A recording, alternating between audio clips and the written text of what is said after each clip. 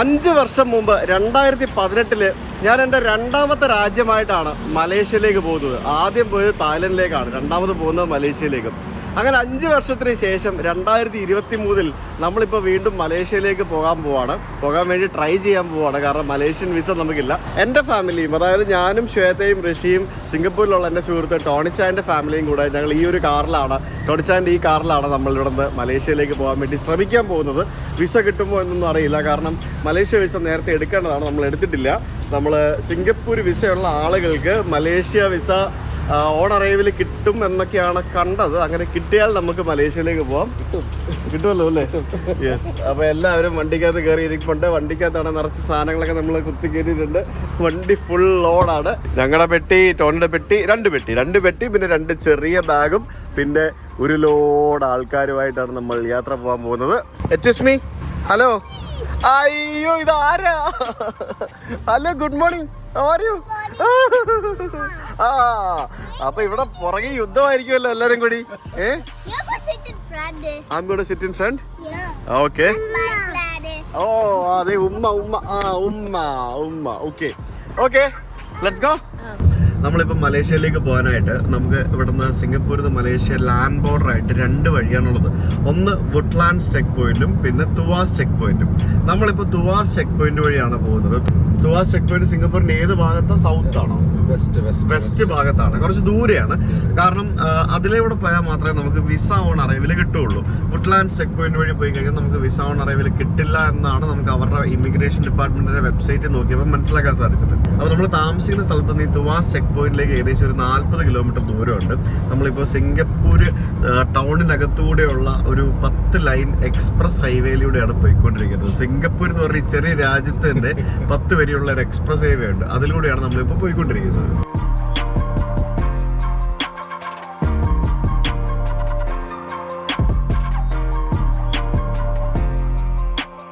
അങ്ങനെ ഓടി നമ്മൾ മലേഷ്യ ബോർഡറിലേക്ക് എത്തിക്കൊണ്ടിരിക്കുകയാണ്. മലേഷ്യ ബോർഡറിലേക്ക് എത്തിക്കൊണ്ടിരിക്കുമ്പോഴത്തേക്കും നമുക്ക് ഇവിടെ റൈറ്റ് സൈഡിൽ 3/4 ടാങ്ക് പെട്രോൾ അല്ലെങ്കിൽ വണ്ടിക്കകത്ത് 3/4 ടാങ്ക് ഫ്യൂൽ ഉണ്ടാവണം എന്നും പറഞ്ഞിട്ട് ഇവിടെ കുറേ ബോർഡുകൾ വെച്ചിട്ടുണ്ട്. അതായത് സിംഗപ്പൂരിൽ നിന്ന് പോകുന്ന സിംഗപ്പൂർ വണ്ടികൾക്കെല്ലാം മലേഷ്യയിലേക്ക് ഡ്രൈവ് ചെയ്ത് പോകുമ്പോഴത്തേക്കിനും 3/4 ടാങ്ക് പെട്രോളോ ഡീസലോ വണ്ടിക്കകത്ത് ഉണ്ടാവണം എന്നാണ് പറയുന്നത്. You know why? Because Singapore fuel is expensive, Malaysia fuel is cheaper. അതുകൊണ്ടാണ്. ഇല്ലെങ്കിൽ ഇവിടെ നിന്ന് ആൾക്കാർ അവിടെ പോയി അടിച്ചിട്ട് വരുമല്ലോ അല്ലേ? അതുകൊണ്ടാണ്. അപ്പോൾ നമ്മളിപ്പോൾ ബോർഡറിലെത്തി കഴിയുമ്പോഴത്തേക്കും നമുക്കിവിടെ ഒരു ക്യൂ കാണാം. എത്ര സമയം ഉണ്ടാകും എന്നൊക്കെ മനസ്സിലാക്കാൻ വേണ്ടിയുള്ള ആപ്പൊക്കെ ഉണ്ട്. ഏത് ആപ്പ് അത്? Beat jam. ഇതാണ് ബീറ്റ് ജാം എന്ന് പറഞ്ഞ ആപ്പ്. ഇതിപ്പോൾ നമുക്ക് കോസ്വേ എന്ന് പറയുന്നത് മെയിൻ റൂട്ടാണ്. മെയിൻ റൂട്ടിൽ ഒരു മണിക്കൂർ മുതൽ 2 മണിക്കൂർ വരെ സമയമെടുക്കും. പിന്നെ സെക്കൻഡ് ലിങ്ക് എന്ന് പറയുന്ന തുവാസ്, ഇപ്പോൾ നമ്മൾ വന്നിരിക്കുന്ന സ്ഥലം. ഇവിടെ 48 to 73 മിനിറ്റ്സ് ആണ് ആവറേജ് വെയിറ്റിംഗ് ടൈം നമ്മൾ ഈ ബോർഡർ ക്രോസ് ചെയ്യുന്നതിന് വേണ്ടി. പിന്നെ ഇത് സിംഗപ്പൂരിലേക്കുള്ളത്. സിംഗപ്പൂർ ഇപ്പോൾ ഇങ്ങോട്ട് അപ്പുറത്ത് തിരക്ക് ഒട്ടുമില്ല എന്നാണ് കാണിക്കുന്നത്, പെട്ടെന്ന് കയറി വരാമെന്ന് കാണിക്കുന്നു.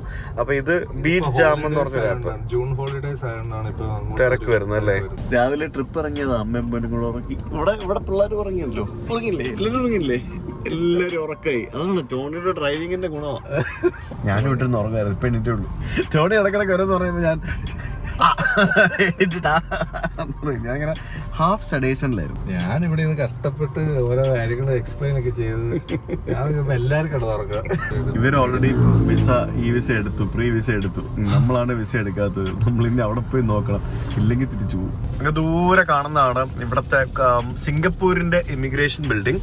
അപ്പൊ നമ്മൾ വണ്ടിക്കകത്ത് തന്നെ ഇരുന്ന് ഇമിഗ്രേഷൻ ചെയ്യാൻ പറ്റും എന്നാണ് ടോണിച്ചേട്ടൻ പറയുന്നത്. ഇവിടെ ലെഫ്റ്റിൽ കാണുന്നത് ബൈക്ക് ട്രാക്കും റൈറ്റ് സൈഡിൽ 2 ട്രാക്ക് കാറുകൾക്കുള്ളത്. സിംഗപ്പൂരിൽ നിന്ന് മലേഷ്യ പോകാനായിട്ട് നമുക്ക് ബസ്സിൽ പോകാൻ പറ്റും. ബസ്സിൽ എന്ന് പറയുമ്പോഴത്തേക്കും ബസ്സിൽ ത്രൂ ഔട്ട് നമുക്ക് സിംഗപ്പൂരിൽ നിന്ന് തന്നെ കോലാലംപൂരിലേക്ക് ഡയറക്റ്റ് ബസ് കിട്ടും. ഇനി അതല്ലാതെ ബസ്സിൽ കയറി ബോർഡറിൽ ഇറങ്ങിയിട്ട് ഇമിഗ്രേഷൻ ക്ലിയർ ചെയ്ത് അവിടെ നിന്ന് ബസ്സിൽ കയറി പോകാൻ പറ്റും. മെട്രോ ട്രെയിനിൽ വന്നിട്ട് ബോർഡറിൽ ഇറങ്ങി ഇമിഗ്രേഷൻ ക്ലിയർ ചെയ്ത് അവിടെ നിന്ന് ലോക്കൽ ട്രെയിനിൽ കയറി നമുക്ക് മലേഷ്യ കോലാലംപൂരിലേക്കൊക്കെ പോകാൻ പറ്റും. പിന്നെ എങ്ങനെ കാറിൽ പോകാൻ പറ്റും, ബൈക്കിൽ പോകാൻ പറ്റും, നടന്നൊന്നും പോകാൻ പറ്റുമായിരിക്കും അല്ലേ? അതെനിക്കറിയില്ല കേട്ടോ, അതെനിക്കറിയില്ല. അങ്ങനെ പല വഴിക്ക് നമുക്ക് പോകാൻ പറ്റും. ഇല്ല, ബൈക്കിന് പോവാം. ബൈക്കേഴ്സിന് സെപ്പറേറ്റ് ലൈൻ ഉണ്ട്. ഇവരിവിടെ രാവിലെ സ്നാക്സ് ഒക്കെ വാങ്ങിച്ചിട്ട് വന്നിട്ട് ഇവിടെ എന്തോ കഴിക്കുന്നേ? നീ കഴിച്ചോ? ഇഷ്ടപ്പെട്ടോ? അത് ചിക്കൻ ആയിരുന്നു. ഇല്ല അത് ചിക്കൻ സ്പ്രിംഗ് റോൾ ആയിരുന്നു. അങ്ങനെ ഞങ്ങളുടെ ഋഷിക്കുട്ടന്റെ മൂന്നാമത്തെ ലാൻഡ് ബോർഡർ ക്രോസിംഗ് ആട്ടോ, മൂന്നാമത്തെ രാജ്യമാണ് ബൈ റോഡ് ക്രോസ് ചെയ്യാൻ പോകുന്നത്. ഞാൻ എത്ര തവണ ക്രോസ് ചെയ്യുന്നത് എനിക്ക് ഓർമ്മ പോലും ഇല്ല. ബൈ റോഡ് ചെറിയ യാത്ര അല്ലേ, എനിക്ക് ഓർമ്മയില്ല. പക്ഷെ ഇതൊരു ഡിഫറെന്റ്. ഞാൻ ലാസ്റ്റ് ബൈ റോഡ് ഞാൻ ക്രോസ് ചെയ്തത് കസാഖിസ്ഥാനും ഉസ്ബെക്കിസ്ഥാനിലേക്കാണ്. അത് ഇതുപോലൊക്കെ തന്നെയായിരുന്നു. അത് ഇതുപോലൊന്നും ആയിരുന്നില്ല. അത് ഞങ്ങളൊരു കാറിൽ ടാക്സിയിൽ വന്ന് ബോർഡറിന്റെ ഇപ്പുറത്ത് ഇറങ്ങി അവിടെ നിന്ന് നടന്നു പോയി ബോർഡർ ക്രോസ് ചെയ്ത് അപ്പുറത്ത് പോയിട്ട് ടാക്സി എടുത്ത് പോയി. സിംഗപ്പൂർ കസ്റ്റംസ് ആകട്ടോ, സോറി സിംഗപ്പൂർ ഇമിഗ്രേഷൻ. അങ്ങനെ നമ്മൾ സിംഗപ്പൂരിൽ നിന്നും എക്സിറ്റ് ആയിട്ട് നമ്മളിപ്പോ മലേഷ്യയിലേക്ക് പോയിക്കൊണ്ടിരിക്കുകയാണ്. ഇവിടെ ഒരു പാലമുണ്ട്. ഈ പാലം കേറി ക്രോസ് ചെയ്താൽ മാത്രമേ നമ്മൾ മലേഷ്യ എത്തുള്ളൂ. ഓപ്പോസിറ്റ് സൈഡില് നമുക്ക് ഇങ്ങോട്ട് സിംഗപ്പൂരിലേക്ക് വരുന്ന വണ്ടികൾ നമുക്ക് കാണാൻ സാധിക്കും. അപ്പൊ പവർ മോഡായോ വീണ്ടും? ശരിക്കും ഇവിടത്തെ ഇമിഗ്രേഷൻ ഒരു രക്ഷയില്ല. അതായത് നമ്മൾ എക്സിറ്റ് ചെയ്യുകയാണെങ്കിൽ പോലും നമ്മൾ വണ്ടിക്കകത്ത് തന്നെ ഇരുന്നാൽ മതി. നമ്മൾ എയർപോർട്ടിൽ പോകുമ്പോൾ പല ഇമിഗ്രേഷൻ കൗണ്ടറുകളില്ല, അതേപോലെ തന്നെ വണ്ടിക്ക് പല ഇമിഗ്രേഷൻ കൗണ്ടറുകളുണ്ട്. നമ്മളൊരു ടോൾ ബൂത്ത് പോലെ തന്നെ അകത്ത് ഇമിഗ്രേഷൻ ഓഫീസർ ഇരിപ്പുണ്ടാവും. നമ്മൾ അവിടെ പോകുന്നു, വണ്ടി നിർത്തുന്നു, നമ്മളെ പാസ്പോർട്ട് എല്ലാം കൂടെ അവരുടെ കൊടുക്കുന്നു. അവര് അകത്തിരുന്ന് തന്നെ, നമ്മൾ പുറത്തിറങ്ങാൻ വേണ്ട, അവരും പുറത്തിറങ്ങത്തില്ല. അകത്തിരുന്ന് തന്നെ അവർ നോക്കും എല്ലാവരും ഉണ്ടോ, എല്ലാവരുടെ ഫേസ് ഒക്കെ നോക്കും. എന്നിട്ട് നമ്മൾ സിംഗപ്പൂരിൽ നിന്നും എക്സിറ്റ് ചെയ്ത് വന്നു. നമ്മൾ വിമാനത്തിൽ കയറി പോകുന്ന പോലെ തന്നെ ഇപ്പൊ നമ്മള് ബൈ റോഡ് ഇപ്പോ ഈ ഒരു കടലിടുക്കിന് മുകളിലൂടെയുള്ള പാലത്തിലൂടെ നമ്മളിപ്പോ കയറുകയാണ്. And this is Malaysia. പിന്നെ അവിടെ പോയിട്ട് അവര് വിസ തന്നില്ലെങ്കിൽ നമ്മൾ ഈ വഴിയെല്ലാം തിരിച്ചു പോകണം അല്ലേ. നമ്മളിപ്പോ മലേഷ്യ കയറി, ലാംഗ്വേജ് മാറി, ഇവിടെ എല്ലാം ഫെൻസ് ചെയ്തിട്ടുണ്ട്. കെറട്ട് എന്ന് പറഞ്ഞ കാറല്ലേ, കറക്റ്റാ. ടാക്സിക്ക് വേറെ ഉണ്ട്, മോട്ടോർ സൈക്കിൾ കറക്റ്റാ. ഓരോ വണ്ടികൾക്കും ഓരോ ലൈനുകൾ സെപ്പറേറ്റ് കൊടുത്തിട്ടുണ്ട്. അപ്പൊ ഇവിടെ അങ്ങ് ദൂരെ കാണുന്നതാണ് നമ്മുടെ മലേഷ്യയുടെ ഇമിഗ്രേഷൻ ബിൽഡിംഗ്. അപ്പൊ ഞങ്ങളിവിടെ വെയിറ്റിംഗ് ആണ്. ഇവിടെ ഇപ്പം 2 വരിയായിരുന്നു ക്യൂ, 1, 2, 3, 4, 5, 6, 7 അങ്ങനെ പല ക്യൂ ആയി മാറി. ഇനിയിപ്പോ അവിടെ പോകുമ്പോ അറിയാം എന്താ പറയുന്നത്. പാസ്പോർട്ട് കൗണ്ടറിൽ എത്തിയിരിക്കുകയാണ്. Yes, three passport on arrival. How do I pay? Visa on arrival. Yeah, the other one is e-visa. Can I pay here? Officer. Oh, officer. 3 person. I give you. Oh, can I walk now? Okay. Yeah. Daddy, look at your dress. Okay. I will give you the passport that have e-visa. അതെന്റെയാ? Sujit. No visa. On arrival. That's me. Get back. അവിടെ മുമ്പിൽ ഒരു office ഉണ്ട്, അവിടെ പോയിട്ട് നിങ്ങൾക്ക് visa എടുക്കാവുന്നവർ ഇവിടെ ഇരുന്ന ചേട്ടൻ പറഞ്ഞു. ബാക്കിയുള്ളവർക്ക് ഇവിടെ ക്ലിയർ ചെയ്ത് തരാന്ന് പറഞ്ഞു. കുഴപ്പമില്ലല്ലേ, നല്ല ഓഫീസർ അല്ലേ? ക്ലിയർ ആയിട്ട് കാര്യങ്ങളാണ്. Please pay road charge 20 ringgit എഴുതി വെച്ചിട്ടുണ്ട്. നമ്മുടെ പാസ്പോർട്ട് പുള്ളി വാങ്ങിച്ച് പെട്ടിക്കകത്ത് വെച്ച് കണ്ട. എന്നിട്ട് അല്ല ആണോ, അത് അടിച്ചോണ്ട് പോരുതല്ലോ. നമ്മുടെ പാസ്പോർട്ട് അപ്പൊ പുള്ളിക്ക് പണിയായി. നമ്മുടെ പാസ്പോർട്ട് പുള്ളി ഒരു പെട്ടിക്കകത്ത് വെച്ച് അത് ലോക്ക് ചെയ്തിട്ട് ഇപ്പൊ നമ്മുടെ കൂടെ പുള്ളിയെ ഫോളോ ചെയ്യാൻ പറഞ്ഞു, ഓഫീസിൽ കൊണ്ടുപോകാൻ പറഞ്ഞു. സിമ്പിളാണ്, വേറെ പരിപാടിയൊന്നും ഇല്ല. അവിടെ പോയിട്ട് വിസ എടുത്താൽ മതി. എവിടെയാണ് പാർക്ക് ചെയ്യുന്നത്? ഇവിടെ കുറെ ആൾക്കാർ ഇങ്ങനെ പാസ്പോർട്ട് പെട്ടിക്കകത്ത് വെച്ചോണ്ട് വരുന്നുണ്ടല്ലോ.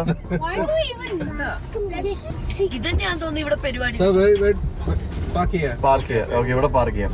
ഇവിടെ പുറത്തൊന്നും വീഡിയോ എടുക്കാൻ പറ്റില്ല, അതുകൊണ്ടാണ് ഞാൻ കാണിക്കാത്തത്. ആർക്കും പിന്നെ എല്ലാരും പോണം, എല്ലാരും പോണം. ഇതുവരെ ഇല്ലാത്ത ഒരു അനുഭവം. പോയിട്ട് ഞങ്ങൾ പോയിട്ടാമേ.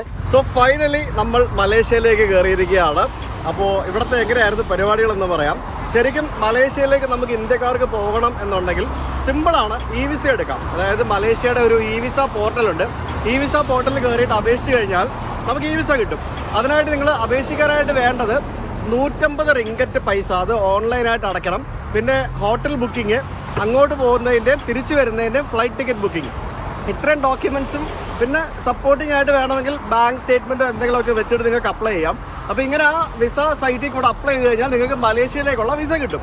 ഞാൻ ഇവിടേക്ക് വരുന്നതിന് മുമ്പ് നാട്ടിൽ വെച്ച് ഞാൻ വിസയ്ക്ക് അപ്ലൈ ചെയ്തു. ഞാനും ശ്വേതയും ഋഷിക്കും വേണ്ടിയുള്ള വിസയ്ക്ക് അപ്ലൈ ചെയ്തു. അൺഫോർച്ചുനേറ്റ്ലി അവർ വിസ റിജക്റ്റ് ചെയ്തില്ല. പക്ഷേ അവർക്ക് കുറച്ചും കൂടെ ഡോക്യുമെൻറ്റ്സ് വേണം, അല്ലെങ്കിൽ വെരിഫിക്കേഷൻ വരണം എന്നും പറഞ്ഞുകൊണ്ട് ചെന്നൈയിലുള്ള അവരുടെ എംബസിയിലേക്ക് ഞങ്ങൾക്ക് ഇൻവൈറ്റ് ചെയ്തു. അതായത് എന്തായാലും പറയുന്നത് ഇന്റർവ്യൂവിന് വിളിച്ചു. അപ്പോൾ അവർ തന്ന ഇന്റർവ്യൂ ഡേറ്റ് എന്ന് പറയുന്നത് ഞങ്ങൾ ഓൾറെഡി ട്രാവൽ തുടങ്ങിയ ഡേറ്റ് ആയിരുന്നു. അത് കഴിഞ്ഞിട്ടുള്ള ഡേറ്റിലാണ് തന്നത്.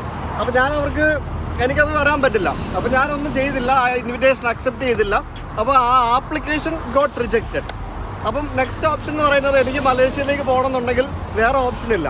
ശരിക്കും നമുക്ക് മലേഷ്യയിലേക്ക് ഇന്ത്യക്കാർക്ക് പോകാനായിട്ട് സിംഗപ്പൂരിൽ നിന്നും പോവുകയാണെങ്കിൽ, തായ്ലൻഡിൽ നിന്നും പോവുകയാണെങ്കിൽ, പിന്നെ ബ്രൂണൈ എന്ന് പറഞ്ഞ സ്ഥലത്തുനിന്ന് പോവുകയാണെങ്കിൽ, ഈ 3 രാജ്യത്തുനിന്ന് നമ്മൾ ആ രാജ്യത്തുനിന്ന് നമ്മൾ മലേഷ്യയിലേക്ക് പോവുകയാണെങ്കിൽ, അത് കരമാർഗമാണെങ്കിലും വിമാനമാർഗമാണെങ്കിലും നമ്മൾ പോവുകയാണെങ്കിൽ നമുക്ക് വിസ ഓൺ അറൈവൽ എന്ന് പറഞ്ഞൊരു സംഭവം കിട്ടും. അതാണ് നമ്മളിപ്പോൾ യൂട്ടിലൈസ് ചെയ്തത്. അതായത് 150 റിങ്കറ്റിന് പകരം 200 റിങ്കറ്റ് നമ്മൾ കൊടുക്കണം. അതാണ് ആകെയുള്ളൊരു കണ്ടീഷൻ. ഇപ്പോൾ നമ്മൾ സിംഗപ്പൂരിൽ നിന്ന് പോകുമ്പോൾ സ്വാഭാവികമായിട്ടും നമുക്ക് സിംഗപ്പൂരിൻ്റെ മൾട്ടിപ്പിൾ എൻട്രി വിസ ഉണ്ടാവണം. ബ്രൂണൈയിൽ നിന്ന് പോവുകയാണെങ്കിൽ അവിടുത്തെ മൾട്ടിപ്പിൾ എൻട്രി വിസ ഉണ്ടാവണം. ബാങ്കോക്കിൽ തായ്ലൻഡിൽ നിന്ന് പോവുകയാണെങ്കിൽ നമുക്ക് ഓൺ അറൈവൽ ആണ്, അതുകൊണ്ട് മൾട്ടിപ്പിൾ എൻട്രി വിസയുടെ ആവശ്യമില്ല, നമുക്ക് പോകുമ്പോൾ കിട്ടും. അപ്പോൾ ഇതാണ് കണ്ടീഷൻ. അപ്പോൾ നമ്മൾ വന്നു, ഫസ്റ്റ് കൗണ്ടറിൽ നമ്മൾ വണ്ടിയിൽ ഇരുന്ന് തന്നെ നമ്മൾ പാസ്പോർട്ട് കൊടുത്തു. നമ്മൾ പറഞ്ഞു നമുക്ക് വിസ ഇല്ല, വിസ വേണമെന്ന് പറഞ്ഞു. അപ്പോൾ അവർ പറഞ്ഞു വണ്ടി ഇവിടെ പാർക്ക് ചെയ്തിട്ട് അപ്പുറത്ത് ഒരു ബിൽഡിംഗ് ഉണ്ട്, ആ ബിൽഡിങ്ങിൽ പോകണം എന്ന് പറഞ്ഞു. അപ്പോൾ അവർ തന്നെ ഇറങ്ങി വന്നിട്ട് നമ്മളെ ആ ലിഫ്റ്റിൻ്റെ അടുത്ത് വരെ കൊണ്ടാക്കി. കാരണം നമ്മൾ അവിടെ നിന്ന് വിസ എടുത്ത് പോകണം എന്നുള്ളത് ഉറപ്പ് വരുത്തേണ്ടത് അവരാണ്. അപ്പോൾ നമ്മൾ ആ ബിൽഡിങ്ങിന് അവിടെ കൊണ്ടാക്കി. എന്നിട്ട് ഞങ്ങൾ മുകളിൽ 2ാമത്തെ നിലയിൽ പോയി. അപ്പോൾ അവിടെ ഒരു കൗണ്ടറുണ്ട്. ആ കൗണ്ടറിൽ ഒരു ആപ്ലിക്കേഷൻ ഉണ്ടാവും. ആ ആപ്ലിക്കേഷൻ സിമ്പിളാണ്, നമ്മൾ ഫില്ല് ചെയ്ത് കൊടുക്കണം. അതിനകത്ത് നമ്മൾ എവിടെയാണ് താമസിക്കുന്നത്, നമ്മുടെ അഡ്രസ്സ്, ഹോട്ടലിൻ്റെ അഡ്രസ്സ്. ഹോട്ടൽ ഞങ്ങൾ ഫോട്ടോ വേണ്ട, ഞങ്ങൾ ഹോട്ടലൊന്നും ബുക്ക് ചെയ്തിട്ടില്ല. പക്ഷേ ഞങ്ങൾ ഒരു ഹോട്ടലിൻ്റെ അഡ്രസ്സ് കൊടുത്തു. നമ്മൾ അവിടെ ആയിരിക്കും താമസിക്കുന്നതെന്ന് പറഞ്ഞാൽ ഏതെങ്കിലും ഒരു അഡ്രസ്സ് കൊടുത്താൽ മതി. പിന്നെ ആപ്ലിക്കേഷൻ ഫോം വളരെ സിമ്പിളാണ്. നമ്മൾ ബേസിക് കാര്യങ്ങളൊക്കെ ഫില്ല് ചെയ്യുക, എന്നിട്ട് അതവിടെ കൊടുക്കുക. എന്നിട്ട് നമ്മുടെ കാർഡ് വെച്ച് വേണം നമ്മൾ പൈസ കൊടുക്കാനായിട്ട്. അവിടെ ക്യാഷ് അക്സെപ്റ്റ് ചെയ്യില്ല. ഒരാൾക്ക് 200 റിങ്കറ്റാണ്. 200 റിങ്കറ്റ് എന്ന് പറയുമ്പോഴത്തേക്കിന് അപ്രോക്സിമേറ്റ് 3700 ഇന്ത്യൻ രൂപ വരും ഒരാൾക്ക്. അപ്പോൾ 3 പേർക്ക് 600 റിങ്കറ്റ് കാർഡ് വെച്ചിട്ട് പേയ്മെൻറ്റ് ചെയ്തു.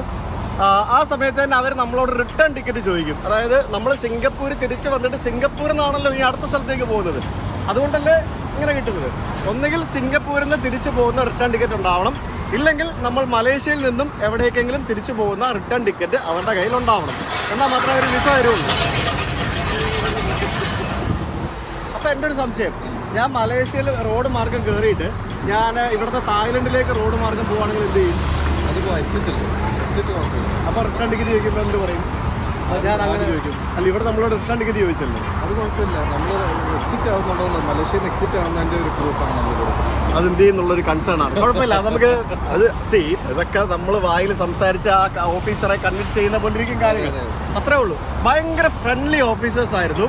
അത് സിംഗപ്പൂർ ഇമിഗ്രേഷൻ ആണെങ്കിലും മലേഷ്യൻ ഇമിഗ്രേഷനിലെ ആൾക്കാരാണെങ്കിലും ഭയങ്കര ഫ്രണ്ട്ലി ആയിരുന്നു. അവർ സാറിന് വിളിച്ചാൽ നമ്മൾ അഭിസംബോധന ചെയ്തിരുന്നു, വേണ്ട ശ്രദ്ധിച്ചായിരുന്നോ? അപ്പോൾ എന്തായാലും അങ്ങനെ ഞങ്ങൾക്ക് വിസ അടിച്ചു കിട്ടി. ഞങ്ങൾ ഇറങ്ങി വന്ന് നേരെ വണ്ടി എടുത്തു പുറത്തേക്ക് വന്നു. സിമ്പിൾ. അപ്പോൾ ഇനി ഫുൾ ടോളുകളുടെ കളിയാണെന്നാണ് പറയുന്നത്. അപ്പോൾ ഇവിടെ നമുക്ക് ടോൾ എങ്ങനെ എന്ത് വെച്ചിട്ടാണ് പോകുന്നത്? മറ്റേ കാർഡ്, ടച്ച് ആൻഡ് ഗോ എന്ന് പറഞ്ഞൊരു കാർഡുണ്ട്. ഇത് എടുത്തിട്ടുണ്ടായിരുന്നല്ലേ ഓൾറെഡി? ഓ അത് ശരി. അപ്പോൾ ഇവിടുത്തെ ഇവിടെ ടച്ച് ചെയ്താൽ മതി. അതവിടെ ടച്ച് ചെയ്യുക, തുറക്കും, പോകും. 121 റിങ്കറ്റാ? അല്ലല്ല, അതല്ല, ബാലൻസ് 6 റിങ്കറ്റ്. 6 റിങ്കറ്റ്. ഞാനും 121 റിങ്കറ്റ്. എന്തോ ഇത്? ടോള് കൊടുത്താലും നല്ല അടിപൊളി ഹൈവേ ആണ്. 300 കിലോമീറ്റർ ഒക്കെ പോകാൻ 3 മണിക്കൂറൊക്കെയാണ് കാണിക്കുന്നത്. നല്ല കിഡിലൻ റോഡാണ്. പൊളിച്ച്.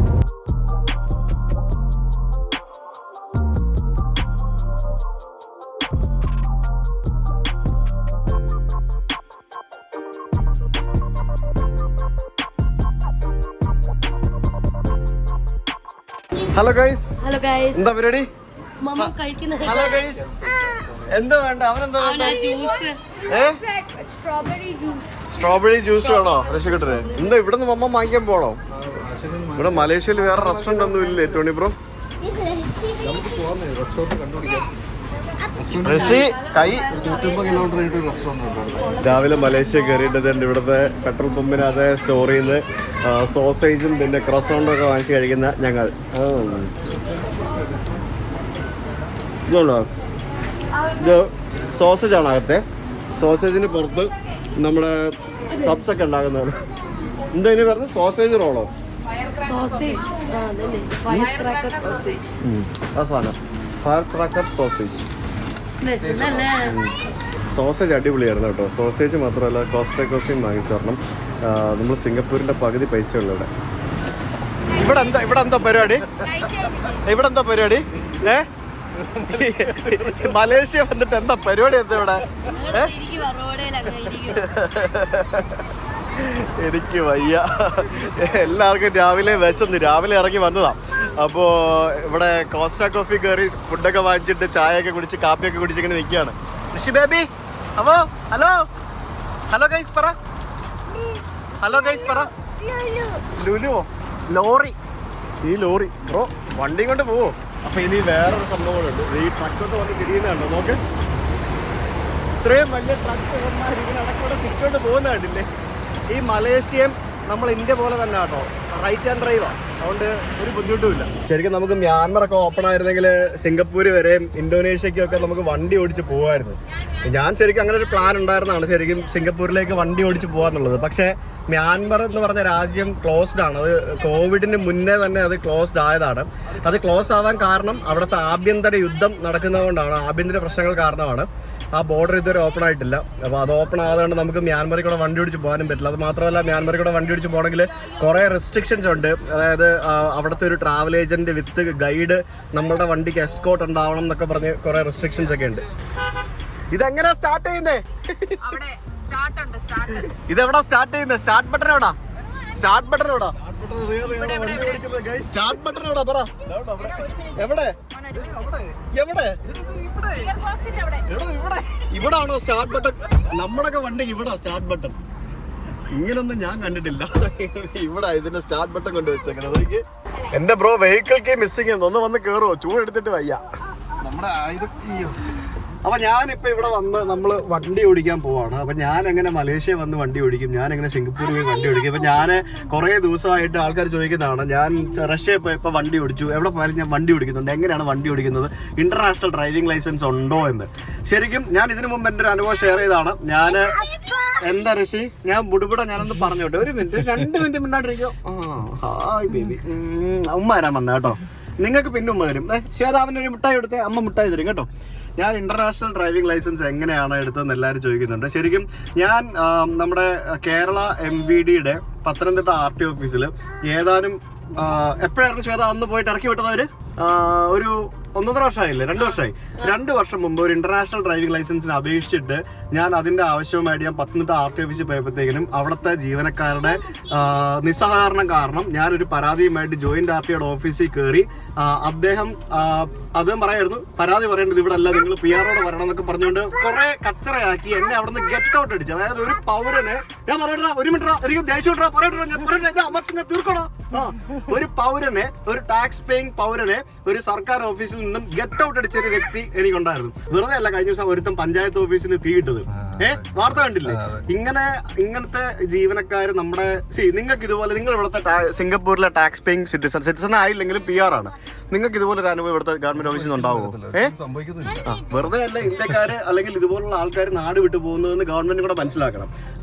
അവിടെ പോയപ്പോൾ ഗെറ്റ് ഔട്ട് അടിച്ച മനുഷ്യൻ അവിടെ ഉള്ളതാണ്. അവിടെ ക്യാമറ ഉണ്ടെങ്കിൽ നിങ്ങൾ എടുത്ത് നോക്കുക, ഞാൻ പറയുന്നത് കള്ളൊന്നുമല്ല. ഞാൻ പിന്നെ ക്യാമറ പൊക്കി പിടിച്ചോണ്ട് വീഡിയോ എടുക്കാനൊന്നും പോയില്ല, അത് വേറെ കാര്യം. എന്നിട്ട് ഞങ്ങൾ പിന്നെ പറയണേ, നീ ഇവിടെ കിടന്ന് നല്ല ബാക്കിയാ, ഞാൻ പോലീസിനെ വിളിക്കുമെന്ന്, എന്തുവാ മറ്റേ ജോലി തടസ്സപ്പെടുത്തിയെന്ന് പറഞ്ഞുകൊണ്ട് വേണമെങ്കിൽ അവർക്ക് പോലീസിനെ വിളിക്കാമല്ലോ. ഞാൻ അലമ്പുണ്ടാക്കിയൊന്നുമില്ല, ഞാൻ അയാളോട് കംപ്ലൈന്റ് പറയാനാണ് പോയത്, വെർബൽ കംപ്ലൈന്റ്. അത് പോട്ടെ. അപ്പൊ അന്ന് വെറുത്താണ് ആ സംഭവം എന്ന് പറഞ്ഞ് എനിക്ക് RT ഓഫീസുമായിട്ട് ഒരു ബുദ്ധിമുട്ടോ കാര്യങ്ങളൊന്നുമില്ല. ആ പ്രസ്തുത ജീവനക്കാരൻ, എനിക്ക് അദ്ദേഹത്തിന്റെ പേരൊന്നും എനിക്ക് അറിയില്ല, ആ പ്രസ്തുത ജീവനക്കാരന്റെ ആറ്റിറ്റ്യൂഡ് മാത്രമായിരുന്നു അതിന് കാരണം. അപ്പോൾ അതിനുശേഷം ഞാൻ ഇന്റർനാഷണൽ ലൈസൻസ് എടുത്തില്ല. നമുക്ക് ഇന്റർനാഷണൽ ഡ്രൈവിംഗ് പെർമിറ്റ് എന്ന് പറഞ്ഞത് ഇതുപോലത്തെ ഒരു സാധനം നമുക്ക് കിട്ടും. ഇതൊരു വെബ്സൈറ്റിൽ നിന്ന് നമുക്ക് എടുക്കാം. ഇവിടെ സിംഗപ്പൂരിൽ നിന്നാണ് ഇത് കൊടുക്കുന്നത്. ആ വെബ്സൈറ്റിന്റെ ലിങ്ക് ഞാൻ വീഡിയോ ഡിസ്ക്രിപ്ഷനിൽ തരാം. അതിനൊരു പേയ്മെന്റ് ഉണ്ട്, എത്രയാണെന്നുള്ളത് ഞാൻ മറന്നുപോയി. ആ പേയ്മെന്റ് കൊടുത്ത് നമുക്ക് ഇന്റർനാഷണൽ ഡ്രൈവിംഗ് പെർമിറ്റിന്റെ ട്രാൻസ്ലേഷൻ ആണ് കിട്ടുന്നത്. 3 വർഷത്തെ വാലിഡിറ്റി ഈ ഡ്രൈവിംഗ് പെർമിറ്റിനുണ്ട്. ഇതിനോടൊപ്പം തന്നെ ഇതേപോലെ ഒരു ബുക്ക്ലെറ്റും കിട്ടും, ഇന്റർനാഷണൽ ഡ്രൈവിംഗ് പെർമിറ്റ് എന്ന് പറഞ്ഞൊരു ബുക്ക്ലെറ്റ്. ഇതിനകത്ത് നമ്മുടെ ലോകത്തിലെ ട്രാൻസ്ലേഷൻ വേണ്ട ചൈന, റഷ്യ, പിന്നെ യൂറോപ്യൻ രാജ്യങ്ങൾ തുടങ്ങിയ ട്രാൻസ്ലേഷൻ വേണ്ട രാജ്യങ്ങളുടെ ട്രാൻസ്ലേഷനും അവൈലബിൾ ആണ്. ഇത് കണ്ടോ, ഇതിനകത്ത് ഒരു ഇന്റർനാഷണൽ ഡ്രൈവിംഗ് പെർമിറ്റ് ഉണ്ട്, ഇതിനകത്ത് ട്രാൻസ്ലേഷൻ ഉണ്ട്, ഇതൊരു ബുക്ക്ലെറ്റ് ആണ്. ഇതിനകത്ത് നമുക്ക് ഏതൊക്കെ കാറ്റഗറിയിൽ നമുക്ക് ഡ്രൈവ് ചെയ്യാം എന്നുള്ളത് വ്യക്തമായിട്ട് എഴുതിയിട്ടുണ്ട്. അപ്പോൾ ഇത് എടുക്കാനായിട്ട് നമുക്ക് നമ്മുടെ നാട്ടിലൊരു ലൈസൻസ് ഉണ്ടാവണം. ഇത് കണ്ടോ, നമ്മുടെ ഫോട്ടോയൊക്കെ വെച്ച് പ്രിന്റ് ചെയ്താണ് വരുന്നത്. അപ്പോൾ ഇതെടുക്കാനായിട്ട് നമ്മുടെ നാട്ടിലൊരു ലൈസൻസ് ഉണ്ടാവണം. ഈ ലൈസൻസ് നമ്മൾ ഇത് അപ്ലൈ ചെയ്യുന്ന സമയത്ത് അപ്ലോഡ് ചെയ്ത് കൊടുക്കുകയും വേണം. കൊടുത്താൽ വിത്തിൻ 1 വീക്ക് നമുക്ക് ഈ സാധനം പോസ്റ്റ് വഴി നമുക്ക് അടിപൊളിയായിട്ട് ലാമിനേറ്റ് ചെയ്ത കൊറിയർ വഴി ഫെഡെക്സിന്റെ കൊറിയർ വഴി ഈ സാധനം നമുക്ക് വീട്ടിലെത്തും. അപ്പോൾ ഇത് നമ്മൾ ഏത് രാജ്യത്ത് പോയാലും നമുക്ക് ഉപയോഗിക്കാൻ സാധിക്കും. ഞാൻ ഇത് വെച്ച് റെന്റ് കാർ എടുത്തിട്ടുണ്ട്, ചൈനയിൽ വണ്ടി ഓടിച്ചിട്ടുണ്ട്, റഷ്യയിൽ വണ്ടി ഓടിച്ചിട്ടുണ്ട്, പല രാജ്യങ്ങളിലും വണ്ടി ഓടിച്ചിട്ടുണ്ട്. റഷ്യയിൽ വണ്ടി ഓടിച്ച സമയത്ത് ഞാൻ എൻ്റെ ഇന്ത്യൻ ഡ്രൈവിംഗ് ലൈസൻസ് കാണിച്ച സമയത്ത്, അതായത് നമ്മുടെ പുതിയ ഇന്ത്യൻ ഡ്രൈവിംഗ് ലൈസൻസ് കാണിച്ച സമയത്ത് അവരെന്നോട് ഇതിന്റെ ട്രാൻസ്ലേഷൻ എവിടെ എന്നാണ് ആദ്യം ആവശ്യപ്പെട്ടത്. അപ്പൊ ഞാൻ ഇതെടുത്ത് കാണിച്ചു കൊടുത്തു. ഇന്ത്യൻ ഡ്രൈവിംഗ് ലൈസൻസിൽ എവിടെ അതാണ് ഞാൻ അടുത്ത പറയാൻ പോകുന്ന പോയിന്റ്. നമ്മുടെ ഇന്ത്യൻ ഡ്രൈവിംഗ് ലൈസൻസിൽ ട്രാൻസ്ലേഷൻ ഇല്ല. ഇനി നിങ്ങൾ ഇന്ത്യയിൽ നിന്നും ഇന്റർനാഷണൽ ഡ്രൈവിംഗ് പെർമിറ്റ് അപ്ലൈ ചെയ്താലും നിങ്ങൾക്ക് കിട്ടുന്ന ആ ഒരു ലാമിനേറ്റഡ് ഷീറ്റിൽ ട്രാൻസ്ലേഷൻ ഇല്ല. അതിൽ ഇംഗ്ലീഷിലാണ് എഴുതിയിരിക്കുന്നത്. അതൊരു ട്രാൻസ്ലേറ്റഡ് ഡോക്യുമെന്റ് അല്ല. അത് നിങ്ങൾ എവിടെങ്കിലും പോയി നോട്ടറിയെ കൊണ്ട് ട്രാൻസ്ലേഷൻ ആക്കി ഉപയോഗിച്ചാൽ മാത്രമേ നിങ്ങൾക്ക് അത് വാലിഡ് ആയിട്ട് ഉപയോഗിക്കാൻ പറ്റുള്ളൂ. നമ്മുടെ ഇന്ത്യ ഗവൺമെന്റ് തരുന്ന സാധനം പോലും ട്രാൻസ്ലേറ്റഡ് വേർഷൻ അല്ല. ഈ ട്രാൻസ്ലേറ്റഡ് വേർഷൻ ഉണ്ടെങ്കിൽ നമുക്ക് പല രാജ്യങ്ങളിലും വണ്ടി ഓടിക്കാൻ പറ്റുള്ളൂ. അവിടെ പോയിട്ട് മറ്റേ ഷീറ്റ് എടുത്ത് കാണിച്ചു കഴിഞ്ഞാൽ നമ്മൾ അന്ന് ആസാമി വെച്ച് എവിടെ വെച്ചാൽ മറ്റേ പോലീസുകാരൻ മണിപ്പൂരിൽ വെച്ച് ഓടിച്ച പോലെ തന്നെ അമ്മ ഓടിക്കും. സ്വകാര്യ വ്യക്തികൾ, സ്വകാര്യ കമ്പനികൾ, ഇതേപോലെയുള്ള ഇന്റർനാഷണൽ ഡ്രൈവേഴ്സ് അസോസിയേഷൻ പോലെയുള്ള കമ്പനികൾ നമുക്ക് സാധനങ്ങൾ ഇഷ്യൂ ചെയ്യുമ്പോഴത്തേക്കും ഇത് എല്ലാ രാജ്യത്തും വാല്യൂ ഉണ്ട്. ഇത് വെച്ചിട്ട് റെന്റ് കാർ വരെ നമുക്ക് എടുക്കാൻ സാധിക്കും. ഞാൻ ഉപയോഗിക്കുന്നതാണ്, അതുകൊണ്ടാണ് പറയുന്നത്. സോ ഞാൻ എൻ്റെ ഒരു അമർഷം പറഞ്ഞതേ ഉള്ളൂ. കാരണം ഞാൻ ഒരിക്കലും ജീവിതത്തിൽ മറക്കാത്ത കാര്യമാണ്. ഒരു ഗവൺമെന്റ് ഓഫീസിൽ നിന്ന് ഗെറ്റ് ഔട്ട് എന്ന് പറഞ്ഞിട്ട് ഒരു ഉദ്യോഗസ്ഥൻ പറയുമ്പോഴത്തേക്കും, അതും യാതൊരു കാരണങ്ങളും ഇല്ലാതെ. സോ ഇറ്റ് ഹേർട്സ് എന്നൊക്കെ പറഞ്ഞാലും. അപ്പോൾ നമ്മൾ ഇപ്പോൾ വണ്ടി ഓടിക്കുന്നു, നമ്മൾ ഈ വണ്ടി ഓടിച്ചിട്ട് നമ്മൾ പോകുന്നു. അപ്പോൾ ഈ ലൈസൻസ് ഉപയോഗിക്കുമ്പോഴത്തേക്കും നമ്മുടെ ഒറിജിനൽ, നമ്മുടെ ഏത് രാജ്യത്താണോ നിങ്ങൾക്ക് ലൈസൻസ് ഉള്ള ആ ഒറിജിനൽ ലൈസൻസും പിന്നെ നമുക്ക് ഇന്റർനാഷണൽ ഡ്രൈവിംഗ് ലൈസൻസും ഈ ബുക്ക്ലെറ്റും നിങ്ങളുടെ കയ്യിലുണ്ടാവണം. ഏത് പോലീസുകാരും കൈ കാണിച്ച് തീർത്താലും ഇത് കാണിച്ചു കൊടുത്താൽ മതി. ഓക്കെ. അപ്പോൾ ഇത് നിങ്ങൾക്ക് ആർക്കെങ്കിലും വാങ്ങണമെന്നുണ്ടെങ്കിൽ ഇത് വാങ്ങാനുള്ള ലിങ്ക് ഞാൻ ഈ വീഡിയോയുടെ ഡിസ്ക്രിപ്ഷനിൽ ഇട്ടിട്ടുണ്ട്. ഇന്റർനാഷണൽ ഡ്രൈവേഴ്സ് association.com എന്ന് പറഞ്ഞ വെബ്സൈറ്റിൽ നിന്ന് നിങ്ങൾക്ക് ഇത് പർച്ചേസ് ചെയ്യാം. ഓക്കെ. ബഹളമാണ് ഇവിടെ പുറകില്. ഇവിടെ കട്ടം വല്ലടാൻ പറ്റുമോ?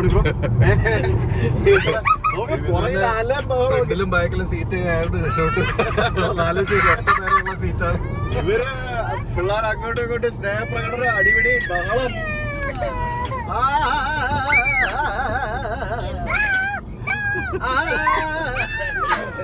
ഞങ്ങൾ ഈ വണ്ടിയിലെ പാട്ടൊക്കെ നിർത്തി, കാരണം ഫുൾ പാട്ടാണ്.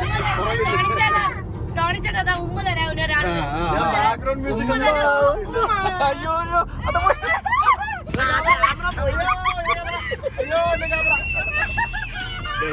ഇപ്പൊ മനസ്സിലായല്ലോ അവസ്ഥ. ഹായ് ഗൈസ്, അങ്ങനെ നമ്മൾ വണ്ടി ഓടിച്ച് നമ്മൾ മലാക്ക എത്തിക്കൊണ്ടിരിക്കുകയാണ്. മലാക്ക എത്താറായില്ല, ഇനി കുറച്ചുകൂടെ ഓടിക്കാനുണ്ട്. അപ്പോൾ വണ്ടിക്കകത്ത് ഞാൻ ഇത്ര നേരം ഒരു 10-50 കിലോമീറ്റർ വണ്ടി ഓടിച്ച് കഴിഞ്ഞപ്പോഴത്തേക്കും ഇവിടെ കുട്ടികളെല്ലാം അലച്ച് വിളിച്ച് നിലവിളിച്ച് ബഹളം ഉണ്ടാക്കി ക്ഷീണിതരായി മൂന്നും കൂടെ കിടന്ന് ഉറങ്ങുന്നുണ്ടോ. ഒരുത്തർ ഋഷിയാണ് ആദ്യം ഉറങ്ങിയത്. ഋഷി ഉറങ്ങിയപ്പോ ഇത് എന്ത് കിടപ്പോ ഇത്. എല്ലാരും ഉറങ്ങി കണ്ടോ. എന്ത് സന്തോഷം ഉറങ്ങി കഴിഞ്ഞപ്പോ. ഇനിയുണ്ടൊരു 45 കിലോമീറ്റർ കൂടെ ഉണ്ട് മലാക്കയിലേക്ക്. അപ്പം മലാക്ക എത്തുന്നവരെ ഉറങ്ങിക്കും. ഓക്കെ. യെസ്. അപ്പോൾ ഇനി ഞാൻ വണ്ടി ഓടിക്കുന്നത് മാറ്റി ഇനിയിപ്പോൾ ടോണിച്ചായ വണ്ടി ഓടിക്കുന്നതായിരിക്കും. ടോണിച്ചായൻ എന്താ ഞങ്ങളെ ഇറക്കി വിടാൻ പോവാണോ? ടോണിച്ചായ പെട്ടിയെല്ലാം പുറത്തിറക്കി വെച്ചിട്ട് എന്തോ ഒരു മരുന്നെടുക്കാൻ വേണ്ടി വണ്ടി നിർത്തിയതാണ്. ആ മരുന്നിരിക്കുന്നത് ഇതിൻ്റെ ഏറ്റവും അടിയിലാണ്. ഈ സാധനം എല്ലായിടത്തും പുറത്ത് വെച്ചാൽ മാത്രമേ നമുക്കിനി മരുന്നെടുക്കാൻ പറ്റുള്ളൂ. നമ്മളിപ്പോൾ ഏഷ്യൻ ഹൈവേ 2-ലൂടെയാണ് നമ്മൾ ഇത്രയും ദൂരം വണ്ടി ഓടിച്ച് വന്നത്. അതായത് നമ്മൾ സിംഗപ്പൂരിൽ നിന്ന് സ്റ്റാർട്ട് ചെയ്ത് നമ്മളിങ്ങനെ കോലാലംപൂർ വഴി ഇതിങ്ങനെ പോകുന്ന ഹൈവേ ആണ് ഏഷ്യൻ ഹൈവേ 2. നമ്മളിങ്ങനെ വരുന്ന വഴിക്ക് എക്സ്പ്രസ് ഹൈവേ ആണ്. അതുകൊണ്ട് പ്രത്യേകിച്ച് ഒന്നും ഷൂട്ട് ചെയ്യാനില്ലായിരുന്നു. അതുകൊണ്ടാണ് ഞാൻ കാര്യമായിട്ടൊന്നും ഷൂട്ട് ചെയ്യാതിരുന്നത്. ഈ കിലോമീറ്റർ കണക്കിന് നമുക്ക് റോഡിൻ്റെ അപ്പുറവും ഇപ്പുറവും നമുക്ക് കാണാൻ സാധിക്കുന്നത് പാം ഓയിൽ മരങ്ങളാണ്. ഇപ്പോൾ ഈ കാണുന്നതൊക്കെ പാം ഓയിൽ തോട്ടങ്ങളാണ്, പാം ഓയിൽ മരങ്ങളാണ്, പാം ട്രീസ് എന്ന് നമുക്ക് വേണമെങ്കിൽ പറയാം. അപ്പോൾ പാം ഓയിൽ, അതായത് ലോകത്ത് ഏറ്റവും കൂടുതൽ പാം ഓയിൽ ഉൽപ്പാദിപ്പിക്കുന്ന 2ാമത്തെ രാജ്യമാണ് മലേഷ്യ എന്ന് പറയുന്നത്. മലേഷ്യയിൽ നിന്നും ഏറ്റവും കൂടുതൽ പാം ഓയിൽ വാങ്ങിക്കുന്ന രാജ്യങ്ങൾ ഇന്ത്യയും ചൈനയുമാണ്. അപ്പോൾ നിങ്ങൾ ആലോചിക്കുന്നുണ്ടാവും ഏറ്റവും കൂടുതൽ പാം ഓയിൽ ഉണ്ടാക്കുന്ന രാജ്യം ഏതാണെന്ന്. അത് മറ്റാരുമല്ല, അത് നമ്മുടെ ഇന്തോനേഷ്യ ആണ്. ഞാൻ ഇമാജിൻ, എനിക്കറിയില്ലായിരുന്നു കേട്ടോ ഇന്തോനേഷ്യ ആണെന്നുള്ളത്. ഇന്തോനേഷ്യയിലേക്ക് നമ്മൾ പോകുന്നുണ്ട്. അപ്പോൾ ഈ പാം ഓയിൽ മരങ്ങളാണ് നമുക്ക് ഈ റോഡിൻ്റെ അപ്പുറവും ഇപ്പുറവും എവിടെ നോക്കിയാലും കാണാൻ സാധിക്കുന്നത്. ഇപ്പോൾ മലേഷ്യയിൽ വന്നിട്ട് എവിടെ ഡ്രോൺ പറത്തിയാലും നിങ്ങൾക്ക് പാം ഓയിൽ മരങ്ങൾ കാണാൻ സാധിക്കും. ഇത് തേക്കാട്ടോ, പാം ഓയിൽ അല്ല, ഇത് തേക്കാണ്. അപ്പോൾ അതൊരു ഇൻഫോർമേറ്റീവ് ആയിട്ടുള്ള കാര്യമാണ്.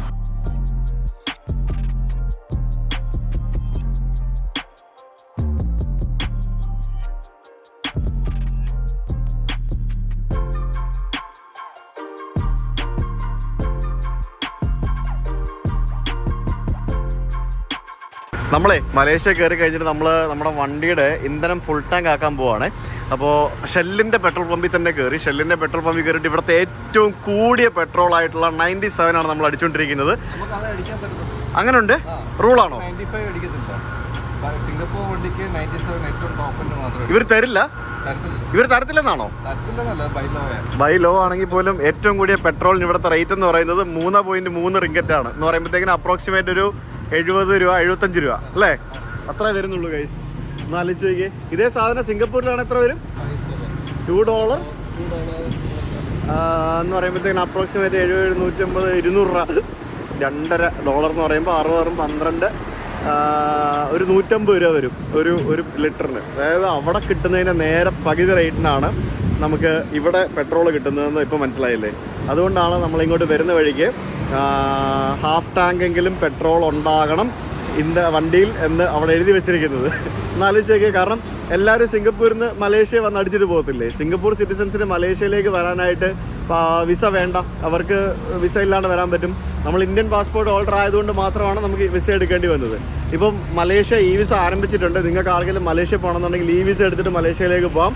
ഇനി ഈ വിസ എടുക്കുന്നില്ല, നിങ്ങൾക്ക് വിസ ഓൺ അറൈവലാണെന്നുണ്ടെങ്കിൽ നിങ്ങൾക്ക് സിംഗപ്പൂരെന്നോ തായ്ലൻഡെന്നോ ബ്രൂണയെന്നോ ഫ്ലൈ ചെയ്ത് മലേഷ്യയിലേക്ക് പോയാലോ അല്ലെ ബൈ റോഡ് പോയാലോ നിങ്ങൾക്ക് ഈ വിസ അല്ല ഓൺ അറൈവലും കിട്ടും.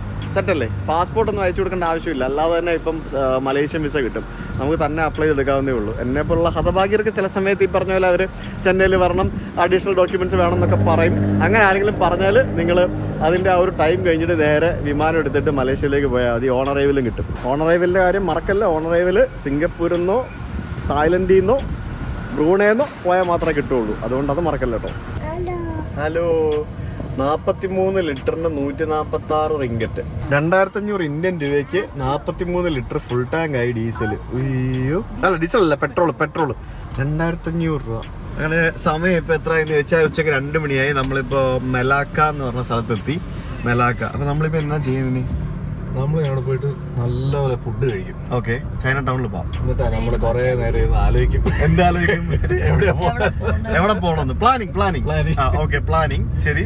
അത് കഴിഞ്ഞ് മിക്കവാറും ഫുഡൊക്കെ കഴിച്ച് കഴിഞ്ഞ് ഉറക്കം വരുമ്പോൾ ഇവിടെ തന്നെ ഹോട്ടൽ എടുത്തിട്ട് ഇവിടെ തന്നെയാണെന്ന് ഉറങ്ങും. അതല്ലേ നടക്കാൻ പോകുന്നത്. എന്താ നടക്കാൻ പോകുന്നതെന്ന് അറിയില്ല. എന്തായാലും ഞാൻ ഈ വീഡിയോ ഇവിടെ വെച്ച് അവസാനിപ്പിക്കുകയാണ്. നമ്മൾ കുറച്ച് ദിവസം ഉണ്ട് മലേഷ്യയിൽ. ഒരു ചെറിയ റോഡ് ട്രിപ്പാണ് ഈ വണ്ടിയിൽ. നമ്മളെല്ലാവരും കൂടെ ചേർന്ന് കുട്ടിപ്പട്ടോളം ഇപ്പോഴും ഇവിടെ പുറകെ കിടന്ന് ഉറങ്ങാണ്. ആരും എണീറ്റിട്ടില്ല. അപ്പോൾ മലേഷ്യ എന്താണ് എങ്ങനെയാണ് എന്നുള്ളത് നമുക്ക് എല്ലാവർക്കും അറിയാം. കാരണം ഞാൻ ഇത് പറഞ്ഞ പോലെ ഞാൻ എൻ്റെ രണ്ടാമത്തെ രാജ്യമായിട്ട് ഞാൻ പോയ സ്ഥലമാണ് മലേഷ്യ. പല ആൾക്കാരും മലേഷ്യയിൽ വ്ളോഗ് ഇട്ടിട്ടുണ്ട്. അപ്പം മലേഷ്യയിൽ പല ആൾക്കാരും വ്ളോഗ് ഇട്ടുണ്ടെങ്കിലും മിക്കവരും കോലാലംപൂരും പിന്നെ അങ്ങനത്തെ കുറേ സംഭവങ്ങളൊക്കെയാണ്. നമ്മളതൊന്നുമല്ല പോകുന്നത്. നമ്മൾ ഇതുവരെ അധികം കാണാത്ത കുറച്ച് സ്ഥലങ്ങളാണ് പോകാൻ വേണ്ടി പ്ലാൻ ചെയ്തിരിക്കുന്നത്. ഒരു റോഡ് ട്രിപ്പ് എന്നുള്ള രീതിയിൽ തന്നെ, ഫാമിലി റോഡ് ട്രിപ്പ്. സോ അതുകൊണ്ട് തന്നെ കുറച്ച് വ്യത്യസ്തമായ മലേഷ്യൻ കാഴ്ചകളുമായിട്ട് നമുക്ക് അടുത്ത ദിവസങ്ങളിൽ കാണാം. അപ്പോൾ ഈ വീഡിയോ വെച്ച് നിർത്തുന്നു. നാളെ കാണാം. സീ യു ടുമോറോ ഉച്ചയ്ക്ക് 12 മണിക്ക്. അതുവരേക്കും ബൈ. ഞാൻ ഓൾറെഡി കുറെ നേരമായിട്ട് പറഞ്ഞുകൊണ്ടിരിക്കുന്നു. Okay, by.